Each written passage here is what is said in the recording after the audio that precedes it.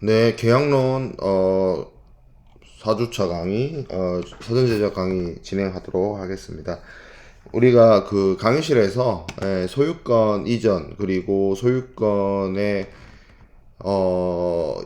이전이 가지고 오는 의미, 그것을 할 수 있도록 하는 어떤 권리증권의 중요성, 그리고 그 권리증권을 이용을 해서 우리가 소유권 유보에 대한 부분까지 살펴봤는데, 결국에는 소유권 유보라고 하는 것이 소유권 이전을 하는 데 있어서 매도인이 조건을 걸고, 그 조건이라고 하는 것은 권리증권을 받아가려고 하면 하한어음 치결이라는 방식을 이용을 하지만, 결과적으로는 매수인이 매도인에게 대금을 지급하는 조건이 해결이 됐을 때 매도인이 매수인에게 물품에 대한 소유권을, 권리증권을 이전시키는 방식으로 한다라는 걸 우리가 확인할 수가 있었어요. 근데 물품의 소유권 이전과 관련해서 이러한 소유권 유보와 같은 조건이 없을 수도 있습니다. 안 할 수도 있고요. 그러면 쉽게 말해서 소유권 유보를 안 시킬 수도 있다는 거예요, 매도인이. 그러면 그 경우에 매도인의 입장에서 문제가 되는 거는, 매수인이 대금을 지급하지 않았을 때 어떻게 그 자신의 권리를 보호할 수 있느냐라는 부분인데, 그 부분은 소유권 유보가 없다 하더라도, 소유권 이전과 관련된 조건이 없다 하더라도, 결국 매수인의 입장에서 매도인에게 대금 지급을 하지 않았다라고 하는 것은 그 매도인과 매수인 사이에서의 매매 계약의 위반에 해당되는 부분이기 때문에, 계약 위반과 손해배상 청구로서 매도인은 매수인을 소송을 하는 방식, 뭐 분쟁에 대한 클레임을 제기하는 방식으로 문제를 해결할 수 있습니다. 그러면, 그렇기 때문에, 뭐, 사용되어질 수는 있어요. 어떤 게? 매도인이 매수인에게 조금 걸지 않고 넘겨주는, 선화증권을 넘겨주는. 그 매도인이 매수인에게 조건 걸지 않고 넘겨준다라고 볼 수 있는 것들의 대표적인 게, 선화증권을, 어떤 지시식으로 발행하지 않고, 우리가 소위 말하는, 매도인 지시식이 아니라, 매수인 지시식, 뭐 이런 식으로 발행하는 경우, 매수인의 지시식이라고 하는 거는 매수인의 지시에 따른 사람한테, 매수인이 오더한 사람한테 운송인이 물품을 인도하게 되는 것이기 한데, 매수인이 이렇게 매수인 지시식으로 발행을 하게 되면 결국에는 선화증권에 대한 권리 이전이 매도인에서 매수인에게로 이미 넘어가 버린 것을 의미하죠. 매도인은 우리가 강의실에서 제가 얘기했던 것처럼 바짓가랑이를 붙잡고 늘어질 수가 없어요. 소유권 유보를 할 수가 없는 상황이 돼버립니다. 그게 뭐 그렇게 선화증권을 쓰면 안 된다라고 제가 얘기할 수는 없는 부분이지만, 뭐 조건을 안 걸면 이런 상황이 나타나는 거죠. 매수인에게 완전히 뭐 유보 없이 그냥 그대로 소유권을 넘길 수도 있긴 있다라는 거고, 결국에는 우리가 여기서 결론을 내릴 부분은, 소유권 이전은 무역 계약에서 운송이라는 어떤 특수한 환경 속에서 운송인에게 점유권이 이전되기 때문에, 일반적인 매매 계약에서의 물품의 물품의 인도와는 다르게 이 점유의 이전, 물품의 이전이 이루어지게 되어질 수가 있습니다. 물품이 넘어갔다 하더라도, 혹여 그러니까 물품이 매도인에서 운송인에서 매수인에게로 넘어갔다 하더라도, 결과적으로 이 소유권 유보와 같은 방식으로 인해서 매도인이 매수인에게 진정한 의미의 소유권을 다 넘기지 않게 할 수도 있다라는 거죠. 뭐 SGA에서는 기본적으로 물품 인도와 대금 지급은 항상 동시 이행 조건이라고 이야기를 하고 있습니다. 물품 인도가 이루어지면 대금 지급이 이루어져야 된다라고 하는데, 결국에는 어떤 물품의 소유권과 관련해서 이게 우리가 일반적인 매매 계약에서 하는 것처럼 항상 동시에가 아니기 때문에, 뭐 대금이 먼저 지급되어질 수도 있고 물품이 먼저 지급되어질 수도 있습니다. 그거는 뭐 매매 계약에서 어떻게 결정하기에 따른 부분이에요. 하지만 매도인이 자신이 대금 수취를 못하게 한다거나, 대금 수취를 못했을 때의 위험을 어떻게 보면 관리하기 위한 측면에서라고 한다면 소유권 유보를 쓸 수밖에 없어요. 그래서 뭐 한어음을 이용을 하든 신용장을 이용하든, 아니면 꼭 신용장인 한어음을 이용하지 않더라도 선화증권상의 지시식을 적어도 매수인 지시식이나 소지인식으로는 하지 않고 매도인 지시식으로라도 해서 대금을 뭐 송금을 받는 한이 있더라도 어떻게든 소유권을 유보하는 것이 바람직할 겁니다. 그리고 더 나아가서 선화증권을 세상의 모든 무역 거래가 선화증권을 쓰는 건 아니거든요. 선화증권을 쓴다고 하는 것은 해상운송이 이루어지는 것이고 해상운송에서도 꼭 선화증권을 쓰는 건 아니기 때문에 시웨이 빌이 사용되어질 수도 있고 선화증권을 서렌더 할 수도 있는 그런 문제이기 때문에 수출업자의 입장에서는 물품을 이미 점유를 운송인에게 인도한 상황에서 자신이 대금 지급을 확보하고 대금 회수를 확실하게 하기 위해서는 어쨌든 소유권을 유보한다 라는 차원에서의 소유권 유보 조항이라든지 이런 것들을 적어도 매매 계약서에 집어넣는 방식이 뭐 바람직하다라고 볼 수가 있습니다. 자, 그리고 소유권 이전과 관련해서 여러 원칙도 매수인의 입장에서 우리가 이제 소유권을 넘겨주는 매도인의 입장에서도 한번 생각해 볼 수 있는 문제지만 소유권을 넘겨받는 매수인의 입장에서도 한번 생각해 볼 수 있어요. 어떤 거냐면 매수인이 이런 경우에요. 아직 자기가 물품을 보지도 않았고 아직 물품을 확인하지도 않았고 검사하지도 않은 상황인데 매도인이 물품을 그냥 넘겨버려요.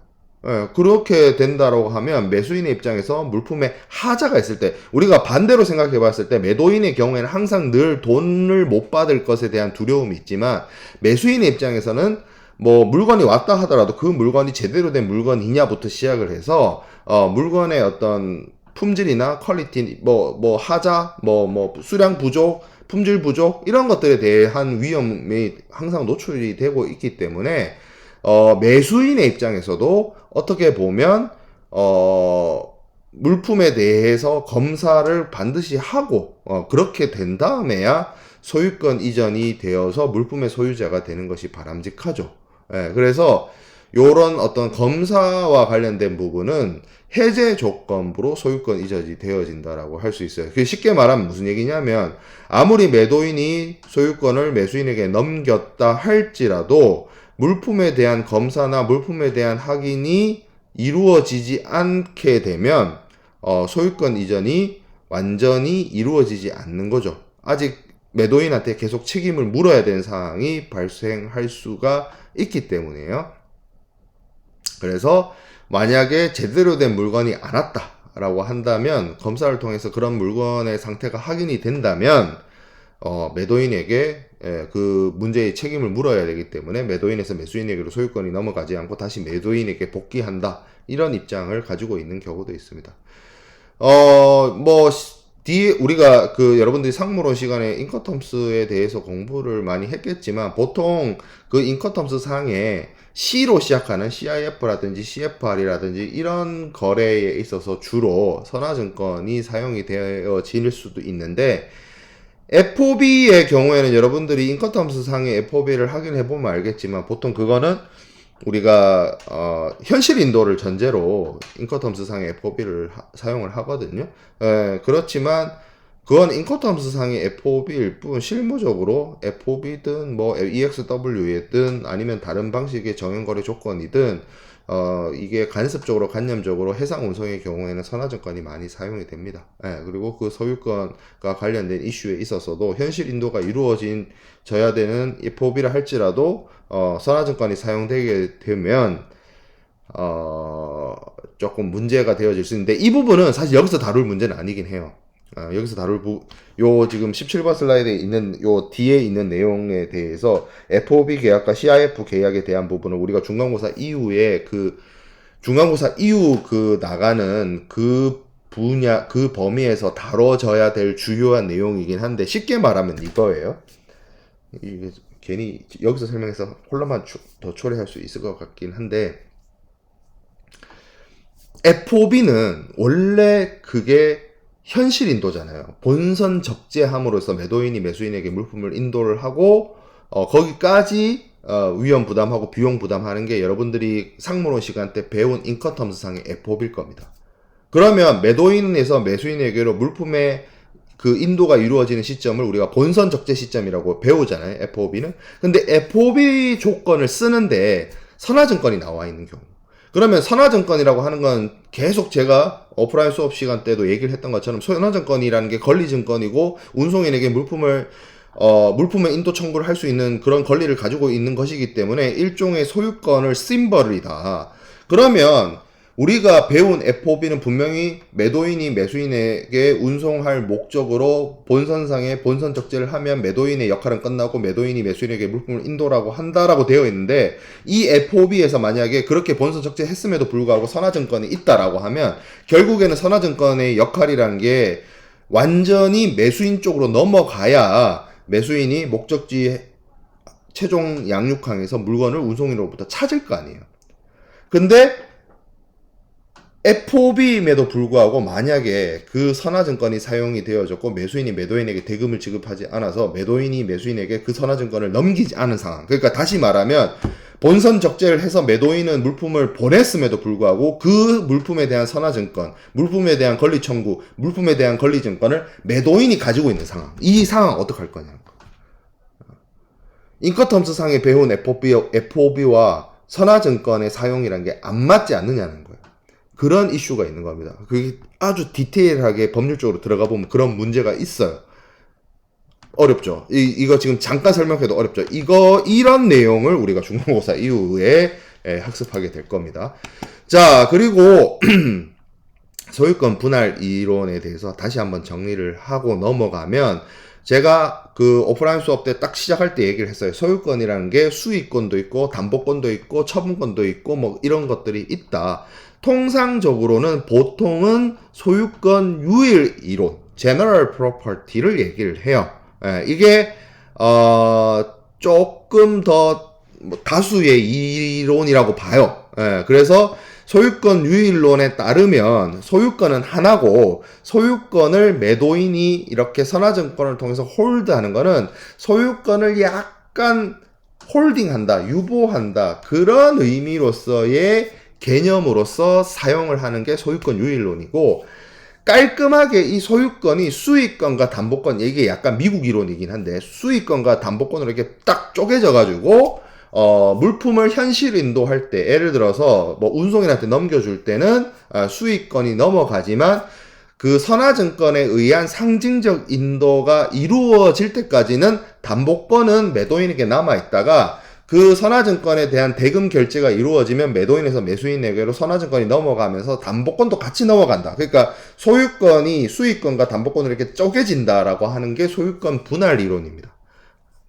이론이 그렇다라는 거죠. 소유권을 분할을 하든 소유권이 하나든 중요한 거는 매도인이 소유권을 선화증권을 활용을 해서 대금 결제 받기 전까지 쥐고 있는다, 홀드한다. 이게 핵심이에요. 그리고 그 소유권을 이전하는 방식은 제가 얘기를 했지만 투 오더를 사용을 하는데, 이 투 오더도 매도인의 오더냐, 매수인의 오더냐, 은행의 오더냐에 따라서 굉장히 많이 달라질 수 있습니다. 예를 들어서 매도인의 오더라고 하면 매도인한테, 물건 파는 사람한테 명령을 받는 거잖아요. 그러면 물건 파는 사람 입장에서는 돈 받을 때까지는 절대 안 놔줄 테니까 홀드가 되는 거죠. 소유권 유보가 되는 거죠. 근데 만약에 오더인데도 불구하고 매수인 김영식이다. 여기 5번. 이거 물건 사는 사람한테 오더를 받는 거잖아. 그러면 물건을 사는 사람이 나쁜 마음 먹으면 대금 결제를 하지 않고도 일단 내 물건이니까 챙겨라고 해서 나쁜 명령을 내릴 수도 있는 거죠. 매도인은 절대 그 어느 순간도 소유권을 홀드해 놓을 수가 없어요. 그러니까 이 매수인 김영식은 만드는 순간, 이 선화증권을 이렇게 해가지고 발행하는 순간 그 자체가 소유권 이전이에요. 매도인에서 매수인에게로 이전될 때. 근데 위에서 볼 수 있는 투 오더를 매도인이 하게 되면 결국에는 우리가 소유권 분할 이론에 따르면 뭐다? 물품을 선적할 때는 수익권만 보내주고 물품에 대한 담보권은 어떻게? 지고 있다. 매도인이 지고 있을 수 있다. 그런 내용이 이 소유권 소유권에 대한 어떤 유보와 함께 선화증권의 발행 방식, 선화증권을 매도인의 오더를 따를 것이냐, 매수인의 오더를 따를 것이냐, 그런 방식으로 할 수 있다라는 거죠. 그래서 매수인 지시식이나 매수인 기명식이나 이런 것들은 전혀 소유권 보호를 할 수가 없다라는 겁니다. 자, 그 다음에 우리가 소유권에 대해서 굉장히 이야기를 많이 했는데 점유권도 있죠. 포제션이라고 하는 것에 대해서도 있는데, 기본적으로 점유라고 하는 거는 물품을 현실 그대로 리얼한 그 물품 그대로를 통제하고 관리하고 보관하는 거를 점유권이라고 해요. 그러면 점유권의 이전이라고 하는 거는 우리가 소유권을 상징물이라고 하는 선화증권을 통해서 넘길 수 있었던 거랑은 다르게 말 그대로 문자 그대로 물건 그 자체가 넘어가야 점유권의 이전이 일어나는 겁니다. 그리고 그렇게 하는 거의 행위를 보통 국제무역에서는 뭐라고 표현을 하고 있냐면 물품의 인도, delivery라는 표현을 써요. delivery of goods. 그래서 무역에서 그냥 딜리버리 하라고 하는 거는 그냥 배달을 의미하는 것이 아니라 보통 매도인이 매수인에게 물품을 인도했다는, 말 그대로 물품 그 자체의 현실적 인도라든지 그런 것들을 의미를 합니다. 그래서 한 당사자로부터 다른 당사자, 주로 이제 매도인에서 매수인이 되겠죠. 그런 사람한테 이 물품에 대한 점유를 자발적으로 이전하는 것, 그런 것들을 이제 점유권의 이전이라고 하고, 그걸 통해서 매도인에게 있었던 물건이 매수인에게로 넘어가면서, 아니면 매수인의 대리인에게 넘어가면서 그 물품에 대한 보관, 물품에 대한 통제, 이게 완전히 매수인 쪽으로 넘어가는 것을 물품의 인도라고 보는 겁니다. 그래서 이 법률상으로 여기 두 번째 동그라미에 나와 있는 것처럼 법률상으로 물품에 대한 어떤 현실적 지배를 말한다. 뭐 이런 표현들이 나와 있는 거죠. 자, 뭐 SGA에서 말하는 물품의 인도에 대한 부분 두 가지 점에서 중요한 의미가 있다. 이건 참고로 하면 될 것 같은데, 매도인은 대금 상환으로 물품의 점유를 이전하거나 뭐 하는 거, 그걸 의미 있고, 만약에 매도인이 대금 지급을 받지 못하면 물품에 대한 어떤 유치권이라든지 뭐 이런 것들에 대해서 권리를 가진다. 뭐 운송 정지권, 뭐 이런 권리를 가진다. 뭐 유치권이라고 하는 건 물품을 유치한다라는 건데, 여기서 말하는 유치는 유치원 할 때 유치가 아니라 뭐라고 해야 될까? 요새 한자를 잘 안 배우니까 뭐라고 설명하면 좋을까요? 보호한다? 보관한다? 왜 여러분들 파출소라고 요새 안 하지. 치안센터 같은 데 가보면, 치객이 뭐 이렇게 하면, 경찰관들이 구속을 시키는 게 아니라 이 사람을 잠깐 사람을 보관한다 하면 안 되는데. 암튼, 잠깐 홀드해 놓는다? 뭐 이런 표현을 쓸 때 유치한다라는 표현을 써요. 유치물 이런 표현을 쓰고, 유치원할 때 유치가 아니라 그런 유치를 말합니다. 그래서 매도인의 입장에서 어떤 대금 지급을 못 받았다라고 하면 이 점유권 이전과 관련해서는 물품을 잠깐 홀드한다. 아니면 운송 중인 물품, 운송인이 운송하고 있는 물품을 스탑시킨다. 뭐 이런 권리를 가진다. 라고 볼 수 있지만, 중요한 거는 내 손에서 물건이 떠나게 되면 소유권은 홀드를 해서 유보를 할 수 있지만 점유권은 되돌릴 수가 없어요. 사실은. 그래서 이 운송 계약을 이용을 해가지고 선화증권을 이용해서 소유권을 유보하는 것들을 하는 것이지, 점유의 이전이 이루어지고 난 다음에 걷어들인다, 사기꾼이 작정하고 물건을 빼돌리는데 거기에서 디펜스 할 수 있는 방법은 사실 없다라고 보여집니다. 자, 그래서 소유권 이전과 점유에 대한 부분 살펴보았고, 그 다음 살펴볼 부분이 우리가 무역 계약의 이행과 관련해서 살펴봐야 될 부분이 위험과 비용 부담에 대한 원칙입니다. 여기서 리스크, 위험이라고 하는 거는 좀 쉽게 생각하면, 물품이 문제가 생겼을 때 그 리스크, 우리가 소위 말하는 그 손해를 누가 떠안을 것인가의 문제가 위험 부담의 원칙이에요. 그래서 이게 소유권 이전과 함께 위험 부담의 원칙이 굉장히 무역계약에서 이슈가 되어질 수 있습니다. 좀 쉽게 말하면 매도인에서 매수인에게로 물품을 넘어가는데, 우리가 일상적인 편의점에서 물건 사는 거랑 다르다고 했잖아요. 무역계약에서는. 그래서 제가 그런 얘기를 했죠. 소유권 이전가 이슈가 되는 거는 매도인이 가지고 있었던 물건이 매수인의 물건으로 바뀌는데 언제 어느 시점에 매도인께 매수인으로 바뀌느냐, 소유권이 언제 넘어가느냐가 이슈가 된다라고 하면 그것에 대한 대답을 우리가 이렇게 들었죠. 예, 점유는 넘어가더라도 소유권을 홀드 시켜놨다가 대금 결제가 완료된 다음에 넘어간다라고 이야기를 배웠습니다. 근데 이렇게 소유와 점유가 분리된다든지 뭐 그런 상황에 처했을 때 물건에 문제가 생겼어요. 물건이 분실됐어요. 물건이 파손이 됐어요. 그러면 이게 과연 매도인의 손해인 것이냐 매수인의 손해인 것이냐로 기결이 되는 문제가 위험부담의 원칙이에요. 그래서 위험부담을 매도인이 한다면 운송 도중에 물품이 파손이 되거나 분실이 됐을 때 매도인의 손실인 거고, 매도인의 손실이자 그리고 매수인은 아직 물건을 받지 못했기 때문에 거기에 대해서 뭔가 반대급부를 받아야 되는 것이겠죠. 그리고 매수인에게 위험부담이 넘어갔다라고 하면 물품은 충분히 매도인이 매수인에게 이전을 시킨 것이 되는 것이기 때문에 그것에 대해서 매도인은 더 이상 책임지지 않고 매수인이 또 다른 물건을 구하거나 해야 된다는 겁니다.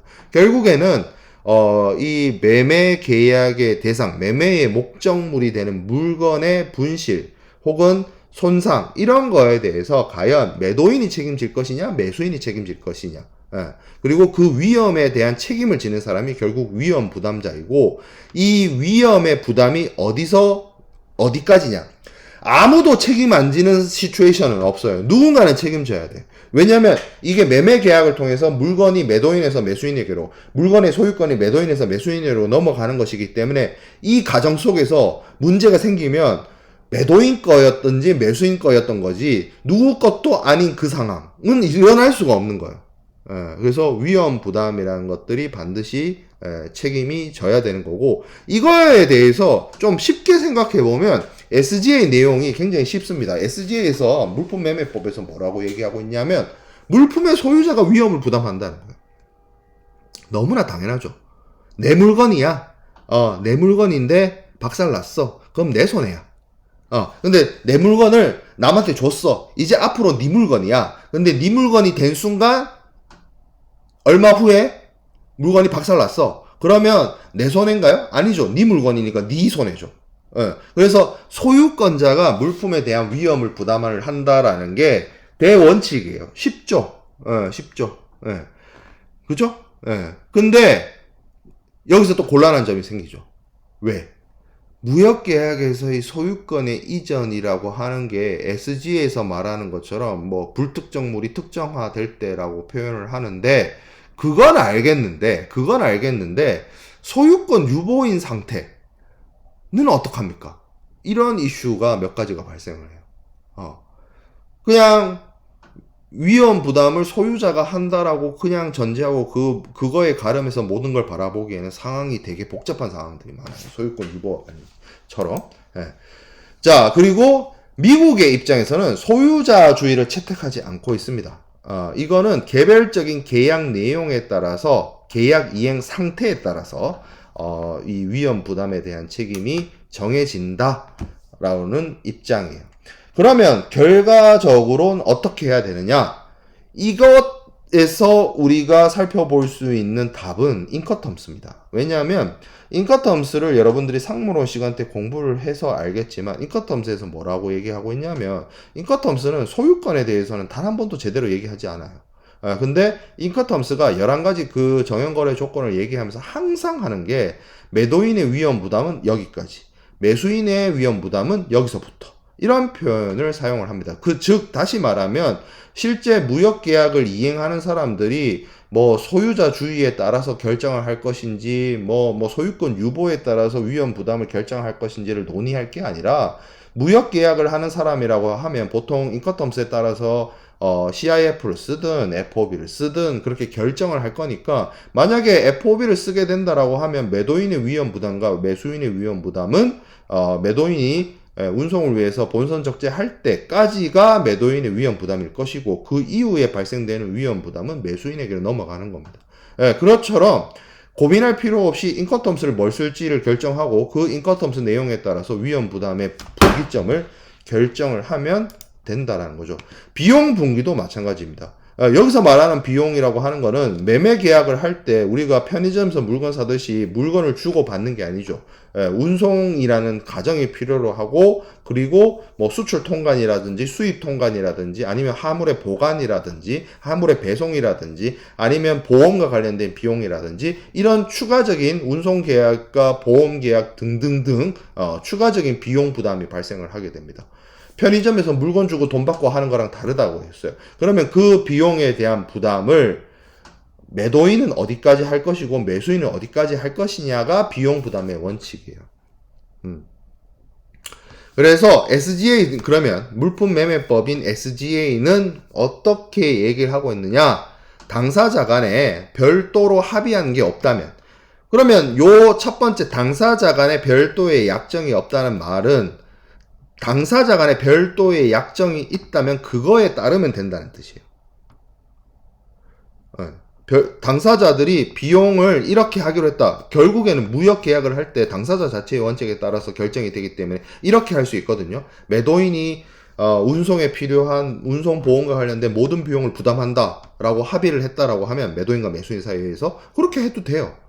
그리고 매도인과 매수인 사이에서 합의를 통해서 운송이나 보험이나 그 물품의 이동과 관련된 모든 비용을 매수인이 부담하기로 했다. 그렇게 합의했다. 그렇게 하면, 그렇게 되면 아무 문제 없어요. 근데 그렇지 않죠. 실제 무역계약에서는. 그래서 SGA 원칙은 뭐냐면 물품을 그러니까 매도인에서 매수인에게로 인도할 수 있는 상태에 두기 위한 비용. 그러면 매도인이 매수인에게 물품을 넘기기 위해서, 매수인의 통제하에 물건을 넘기기 위해서 그 인도하는 장소나 인도하는 시점에 대해까지 갈 때까지의 비용, 그리고 그것과 관련된 모든 부수하는 재비용을 매도인이 부담한다. 여기까지 매도인이 부담한다는 거고, 그 이후부터는 뭐가 되겠어요? 매수인이 부담한다가 되겠죠. 그래서 매도인이 결국에는 매수인이 물건을 가져갈 수 있도록 물품을 인도해야 된다는 의무를 가지고 있기 때문에 그 물품 인도 시점까지의 비용에 대해서 매도인이 부담을 하여야 한다라고 하는 큰 틀의 그림을 이해해서 살펴볼 수가 있습니다. 그래서 이 인도 가능한 상태, 그러니까 매도인이 매수인에게 물품을 넘기기 위해서 인도 가능한 상태까지의 모든 비용을 매도인이 부담한다. 이게 핵심이란 거죠. 이거를 인커텀스에서 인커텀스에서 뭐라고 얘기하고 있냐면 요런 표현을 써요. 매수인의 임의 처분 상태에 둘 때까지 매도인이 모든 비용을 부담한다. 뭐 이런 표현을 사용을 합니다. 그게 비용 부담의 원칙이죠. 그래서 여기 인커텀스가 나와 있는데, 그러니까 인커텀스를 쓰는 가장 결정적인 이유라고 해서 살펴볼 수 있는 게, 인커텀스는 딱 보면 소유권이나 뭐 이런 부분에 대한 언급은 전혀 없고 11가지 조건이 다 뭐냐면 매도인은 뭐 하고 매수인은 무엇을 하고, 매도인은 여기까지 책임지고 매수인은 여기서부터 책임지고, 요런 내용들을 다 규정을 해 놓았단 말이에요. 그래서 이 인커텀스를 뭘 쓰는지를 결정을 딱 해버리면 거기에 맞춰서 매도인은 여기까지 위험 부담, 매도인은 여기까지 비용 부담, 매수인은 여기서부터 그 이후에 모든 위험 부담, 모든 비용, 그 이후에 발생되는 모든 비용 부담, 이렇게 딱 쪼개진다는 거예요. 인커텀스를 사용을 하면. 그래서 위험과 비용 부담에 대한 원칙, 특히 SGA 규정은 이렇다는 걸 우리가 확인을 했지만, 실질적으로 실무에서 무역을 할 때는 인커텀스를 사용하기 때문에 인커텀스에 따라서 위험 부담과 비용 부담이 결정이 되어진다. 이렇게 이해를 하면 됩니다. 자, 그 다음에 그러면 이제 대충 물품을 매도인이, 수출자가 넘겨주기 위해서 소유권도 넘겨주고 점유권도 넘겨주고, 그리고 위험 부담도 자르고 비용 부담도 자르고 여기까지 했어요. 그러면 그 다음에 생각해야 될 부분은 매수인이 무역 계약을 이행하기 위해서 해야 되는 행위는 일단 물건을 받는 거죠. 물품을 넘겨주는 것만큼이나 물품을 받는 것도 매우 중요한 행위 중에 하나예요. 이 물품의 인수, 매수인의 입장에서 이제 중요한 거는 이제 검사를 해야 되겠죠. 그냥 받을 수 없어요. 앞서서 잠깐 얘기를 했던 것처럼, 뭐 이게 계약 내용과 일치하는 물품인지가 또 중요할 수 있기 때문에 보통 그래서 무역에서는 경우에 따라서는 그 수입하는 국가에서, 정부에서 직접 검사를 하는 경우도 있습니다. 네, 그래서, 그런 상황들을 사용할 수도 있고, 아니면 뭐 국제검사기관에서 검사하는 경우도 있고, 수입업자들이 수입국에 물품이 최종적으로 도착을 해서 수입업자나 그 수입업자의 대리인을 통해서 물품의 검사가 이루어집니다. 그리고 만약에 이제 문제가 있어요. 그러면 그거 그냥 뭐 받아들여야 되겠어요? 안 되겠어요? 뭔가 하자에 대한 클레임을 제기를 해야 되겠죠?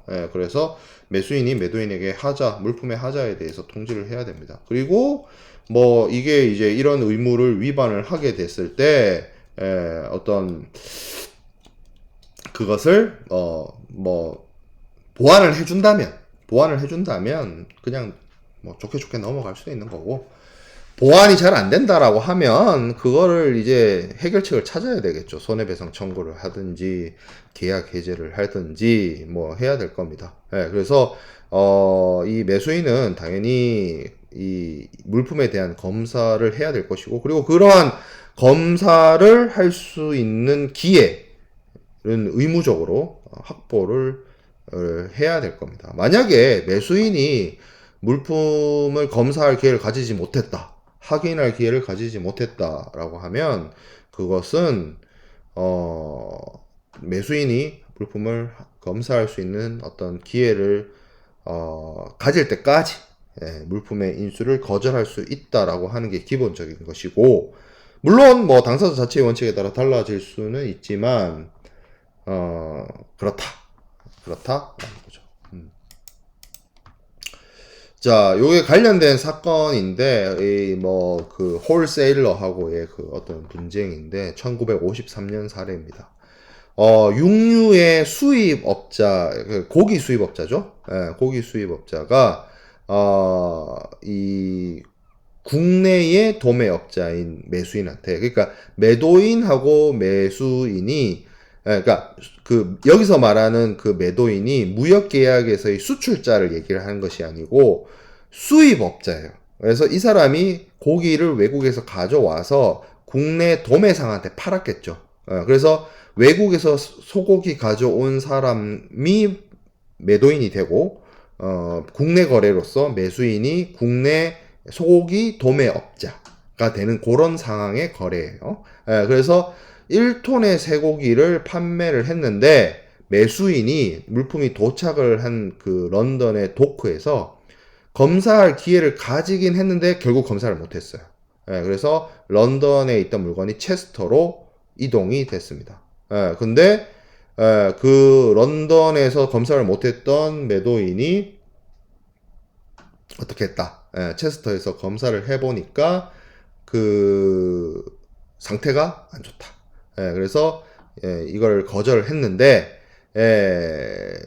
그것에 대해서 이제 매도인이, 아니 너 런던에서 물건 봐놓고 왜 돈 안 주냐, 이렇게 된 거겠죠. 그런데 이 재판에서 매수인의 승소를 결정을 했어요. 런던 독에서 매수인, 그 국내 도매업자가 물품에 대한 검사를 제대로 하지 못했기 때문에 그런 어떤 검사의 기회라든지 이런 것들이 어디까지, 매수인의 체스터에 있는 대포까지 연기되어야 한다라는 거죠. 그러니까 이 판례에서 보여지면 이게 뭐 무역 계약과 관련된 판례는 아니지만 매수인이 물품에 대한 충분한 검사를 기회를 가지지 못했다라는 것이 물품의 인수와 관련돼서도 완벽하게 인수가 이루어지지 않은 걸로 본다는 거죠. 제대로 인수되지 않았다라고 볼 수 있다는 거죠. 매도인이 그러한 부분에 대해서 충분히 매수인에게 그런 기회를 제공을 해야 된다는 것을 의미를 합니다. 자, 그래서 국제 매매에서도 이 사안들을 정리를 해 볼 수가 있는데, 물품이 이제 항구나 이런 데서 이제 들어와 가지고 보세 구역에서 뭔가 검사를 해야 되는데 그게 이제 검사가 제대로 될 수도 없고 한다라고 하면 물품의 검사 장소는 매수인이 합리적인 검사를 할 수 있는 장소까지 익스텐션 됩니다. 연장되어집니다. 뭐 내륙 지역이나 내륙 창고나 이런 부분까지 연장되어져야 돼요. 그렇기 때문에 이게 뭐 물품을 인수에 관련해서 무조건 검사가 있어야 된다. 뭐 이런 걸 개런티 하는 것은 아니고 매수인에게 검사할 수 있는 기회를 충분히 제공해야 된다라는 거에 조금 더 포커스가 맞춰져 있다라고 볼 수가 있습니다. 매수인이 그렇게 충분히 검사할 기회를 가졌음에도 불구하고 검사를 안 했다라고 하면 그거는 매도인이 어찌할 수가 없는 거기 때문에 문제가 안 될 수 있는데 매수인에게 검사할 기회조차 주지 못했다? 요건 문제가 된다는 거죠. 그리고 이렇게 생각해 볼 수도 있어요. 또 매수인이 검사를 했는데 검사할 때 충분한 시간을 줬고 기회도 줬는데 못 찾아내서 나중에 발견했어. 그러면 그것과 관련해서 이게 매수인의 책임이냐 매도인의 책임이냐 이런 걸 따질 때 그거는 조금 여러 가지 다툴 여지가 있어요. 진짜로 뭐 이게 숨은 하자의 어떤 그러한 문제가 검사 여부와 관련된 것인지 아니면 하자 보완과 관련될 수 있는지 아니면 보증 기간과 관련된 이슈가 있을지 뭐 여러 가지 갑론을박이 있을 수 있는데 어쨌든 중요한 거는 외관상으로 드러나지 않는 하자까지도 기본적으로 원칙적으로는 검사할 수 있는 곳까지 그러한 어떤 그 매수인의 어떤 인수와 관련해서 그 검사의 장소나 그 어떤 인수의 그 어떤 사항이 계속 제대로 할 때까지 연장되어져요. 그러니까 핵심은 그거예요. 물품의 인수를 하는 매수인이 물품에 대한 검사를 충분히 할 수 있을 때까지 그러한 그 인수가 연장되어지고 뒤로 확장되어질 수 있다는 거죠. 자, 그러면 이 물품 인수와 관련돼서 우리가 원칙을 좀 살펴볼 수 있는데 물품을 인수한다는 것과 물품을 수령한다는 것과 이런 것들은 좀 다른 개념이에요. 여기서 말하는 물품의 수령은 물품의 인수보다는 좀 협소한 개념입니다. 그래서 단순히 리시프트 했다라는 것과 물품을 인수했다. 사실 수령 이게 여러분들 좀 힘든 부분이 한국어로 수령이나 인수나 승인이나 약간 그 말이 주는 느낌이 다 똑같은 것 같잖아요.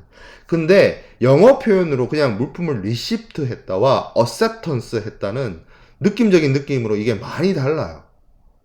그냥 내가 뭐 이렇게 툭 던져줬어요. 그래서 그걸 받았어. 확인해보지도 않고 그냥 쌓아놓았어. 이건 약간 그 리시프트 상황인 거고 딱 내가 받아가지고 딱 확인해보고 무슨 내용인지 검토해보고 딱 해가지고 오케이 사인 결제 그건 약간 어셉턴스란 느낌. 한국어 수령 인수 승인은 약간 그 뉘앙스가 좀 애매한데 리시프트와 어셉턴스는 확 느낌의 차이가 와요. 그런 차이가 있습니다. 그래서 매매 계약에서는 이게 뭐라고 해야 될까? 그러면 그거보다 더 나아가는 것은 또 승인의 개념이라는 게 또 있죠. 그래서 이게 되게 애매한 표현이고 애매모호한 표현이고 확정적이지도 않고 사실 특별히 법에 규정되어 있는 것도 아니고 애매한 측면이 없지 않아 있는데 SGA에 이런 규정이 있어요. 매매 계약에서 매도인이 인도한 물품을 매수인이 acceptance 한 걸로 그러니까 인수한 걸로 간주하는 경우에는 요 정도 경우가 인수한 걸로 본다. 요게 이제 중요하겠죠. 매수인이 물품을 인수할 의사를 매도인에게 통지한 경우 신경 써서 통지했다는 거잖아. 내가 네가 보낸 물건 받았다라고 통지까지 해줬다는 거잖아. 이거는 이게 그냥 단순히 리시브한 게 아니라 확실하게 accept 했다라는 걸 뜻한다는 거죠. 자, 그리고 매수인에게 물품이 인도되었을 때 매수인이 그 물품에 대해서 매도인의 소유권과 양립할 수 없는 행위를 했다. 매수인이 만약에 이게 그러니까 이렇게 생각해 봅시다. 자, 매수인이 자기가 물건을 확실히 받았어. 그러면 우리가 매매 계약에서 그 인도 인수를 얘기할 때 그 얘기를 했죠. 매도인의 물건이었던 것이 매수인의 물건이 된다. 매도인이 소유권을 가지고 있었던 것에서 매수인이 소유권으로 가지고 있는 걸로 된다라고 늘 강조했잖아요. 예, 근데 여기서 매도인의 소유권과 양립할 수 없는 행위를 했다라는 거 하는 거는 소유권을 가지고 있는 하나의 물건에 소유주가 둘일 수는 없어요. 세상에. 소유권 유보는 일어날 수 있지만 소유권이 두 명의 소유권자가 생겨날 수는 없잖아요. 그러면 매도인의 소유권과 양립할 수 없다는 말은 매수인이 소유권을 행사했다는 말이에요. 그럼 매수인이 소유권을 행사했다는 말은 어떤 행위를 말하느냐? 뭐 팔아먹었거나 우리가 소유권에 대해서 얘기를 했었잖아요. 앞에서 뭐 수익권을 쳐거나 처분을 하거나 그런 행위를 했어. 그러니까 쉽게 말하면 되팔았어. 매수인이 되팔았어. 그러면 이거는 매도인의 소유권과 양립할 수 없는 행위를 한 거죠. 누가? 매수인이. 그러면 그거는 그냥 물품을 단순히 리시프트한 수준이 아니고 어셉턴스 했다는 거죠. 자, 그 다음에 물품 인도 후에 합리적인 기간, 리즈너블 타임이 지났어요. 뭐 그 리즈너블 타임이 한 달일지 두 달일지 보름일지 1년일지 그거는 저도 잘 몰라요. 상황 케바케예요. 케바케. 케이스 바이 케이스인데 우리가 보통 그 암묵적으로 합리적인 기간 내에 시간이 지났음에도 불구하고 이 물건 내 거 아님, 물건 문제 있음, 물품에 하자 있어, 하자 통지도 없고 거절한다는 통지도 없고 계속 갖고만 있어. 그러면 그거 그냥 단순한 수령이라고 보기보다는 인수라고 봐야 되는 거 아니냐라는 게 SGA의 입장입니다. 여러분들 그냥 뭐 내용을 설명을 듣고 생각을 해봤을 때 합리적으로 판단을 썼어도 이 정도는 그러면 매수인이 물품을 인수한 거로 봐야겠구나 라고 볼 수 있다는 거죠. 제가 이 설명을 한 거에 대해서 여기 텍스트에 28번 슬라이드에 있고요. 자, 그리고 분할 인도시의 인수에 문제가 있을 수 있어요. 분할 인도는 뭐냐면 물품을 한 번에 넘겨주는 것이 아니라 쪼개서 넘겨주는 거예요. 그래서 계약 수량을 그 몇 번에 걸쳐서 인도하기로 약정하는 그런 경우를 말합니다. 그래서 약정된 기간 내에 약정된 수량을 인도함으로써 끝나는 그런 계약을 말하는데 여기서 이슈가 되는 거는 다 문제가 되는 게 아니라 이게 쪼개서 주다 보니까 그 몇 가지는 괜찮아. 몇 가지는 괜찮은데 예를 들어서 4번 나눠준다라고 했을 때 그 3번은 괜찮았는데 그 한 번이 뭔가 문제가 있어. 그럼 그 한 번 때문에 전체를 이거를 이행 거절로 봐야 될 것이냐. 아니면 나머지 3개가 문제가 없었으니까 그거 3개는 그냥 넘어가고 그 문제 있는 하나만 할 수 있느냐. 이런 게 문제가 되겠죠. 그거는 사실 굉장히 복잡한 문제를 가질 수 있는데 그거를 이제 고려할 수 있을 때 고려하는 방법은 여러 가지가 있을 수 있습니다. 일단 고려해야 될 게 다 거절할 수 있는지 아니면 위반한 부분만 거절할 것인지 또 이런 경우가 있어. 5번을 나눠서 준다라고 했을 때 3번을 제대로 왔어. 4번째 문제가 생겼어. 그럼 5번째 부분은 어떻게 할 것인가? 손해배상 청구를 한다면 1, 2, 3번은 아무 문제가 없었기 때문에 이것에 대해서는 손해배상 청구를 할 수 없고 4번, 5번에 대해서만 손해배상 청구가 가능한가? 여러 가지 문제가 있을 수 있습니다. 이거는 답도 없어요. 답도 없는데 SGA가 뭐라고 얘기하고 있냐면 그 답도 없는 상황, 제가 그냥 여러분들한테 이거 답도 없다라고 얘기를 하잖아요. SGA에서 뭐라고 얘기하고 있냐면 계약 내용과 상황에 따라서 판단해야 된다라고 얘기를 하고 있습니다. 그래서 딱 정해진 게 없어. 그래서 뭐 양적인 비율을 고려할 수도 있고 뭐 반복의 가능성에 대해서도 판단해 볼 수도 있고 여러 가지로 이거는 법원의 판단에 맡겨야 되는 영역이에요. 근데 사실 법원의 판단이란 게 법이 이런 법 규정을 통해서 판단하는 부분도 있지만 합리성과 상식적인 수준에서 판단을 하겠죠. 그래서 이거는 소위 말하는 케이스 바이 케이스에 따라서 결정되어질 수 있는 사안이다.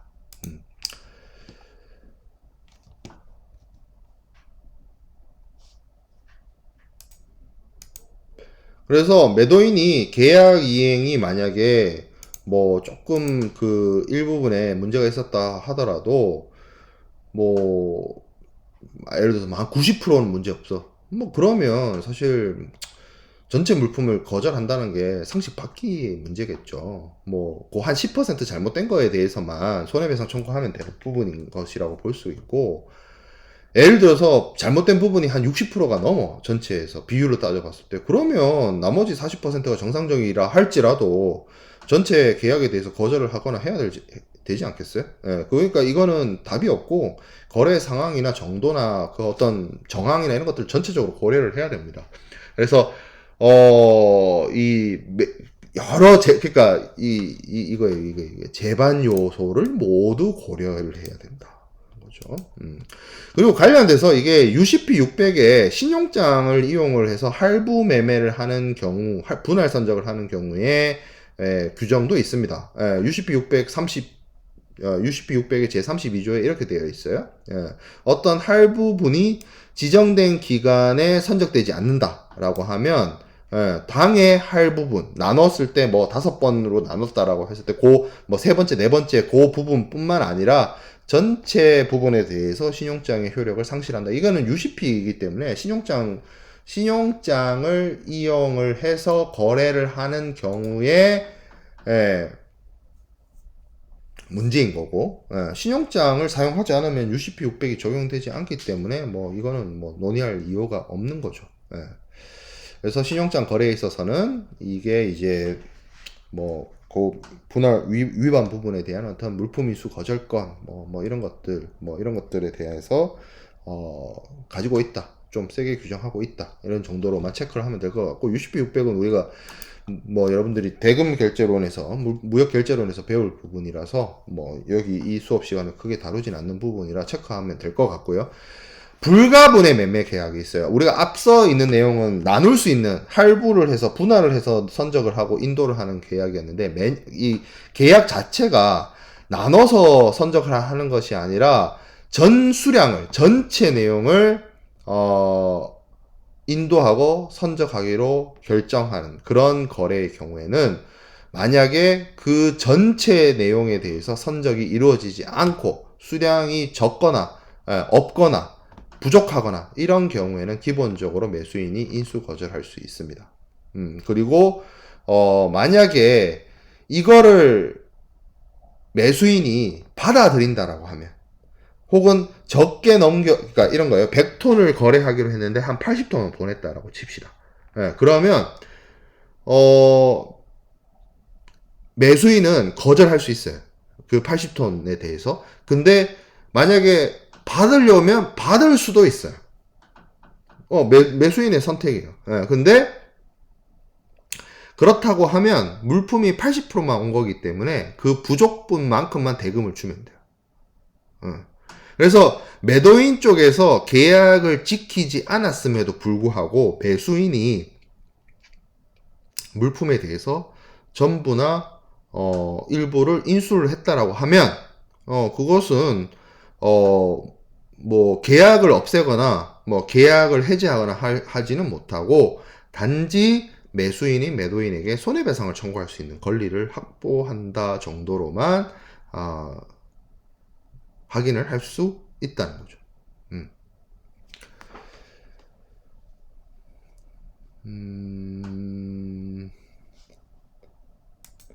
그래서 비슷한 취지가 SGA에서도 뭐 이런 비슷한 취지라고 볼 수가 있는데, 만약에 쪼개져서 들어온 것 중에 일부에 대해서 물품을 인수를 했어요. 남아있는 부분에 대해서 물품을 거절할 수가 없다라고 하는 게 불가분의 계약에서 그렇다는 거예요. 불가분의 계약.